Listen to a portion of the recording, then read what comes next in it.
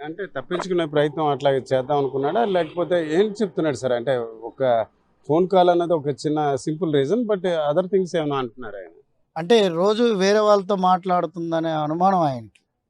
తప్పించుకునే అంటే loan already గడిపెట్టి ఉంచాడు.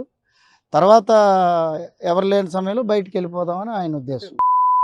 అన్ఎక్స్‌పెక్టెడ్‌గా ఇట్లా జరిగింది. చేద్దామనే చేశాడు. అనే ఉద్దేశంతోనే చేశాడు. ముందు రోజు కూడా ఆవిడ అలా నాన్నగారికి కూడా చెప్పింది.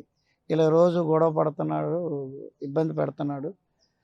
నేను ఫోన్ మాట్లాడితే ఇల్లీగల్ ఇంటిమసీ గురించి రైజ్ చేస్తాడన్న విషయం ఆవిడ వాళ్ళ ఫాదర్ దగ్గర ముందు రోజు నైట్ కూడా చెప్పింది.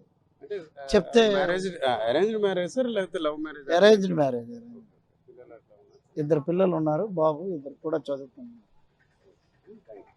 ఇది ఒక చిన్నపాటి అనుమానం. ఈరోజు ఒక మహిళ ప్రాణం అర్ధాంతరంగా ముగిసిన పరిస్థితి ఉంది. అయితే భర్త పథకం ప్రకారమే చేసినట్టు పోలీసులు భావిస్తున్నారు. అయితే ముందుగా అమ్మాయికి చాలాసార్లు వాళ్ళ తండ్రి ఫోన్ చేసినప్పటికీ లిఫ్ట్ చేయకపోవడంతో అనుమానం వచ్చి ఇంటికి రావడం జరిగింది. అయితే తలుపులు లోపల గడి పెట్టడంతో ఆయన తీసే ప్రయత్నంతో స్థానికులందరూ కూడా కలిసి తెరిచారు. అయితే ముందుగా ఆమె గాయపడిన స్థితిలో ఉందని ఆసుపత్రికి తీసుకెళ్లారు. అయితే ఆ సమయంలో ఫ్రిడ్జ్ వెనకే ఎవరైతే చేశారో ఆ భర్త దాక్కున్నారు. అయితే స్థానికులు ఆ తర్వాత గుర్తించడం జరిగింది.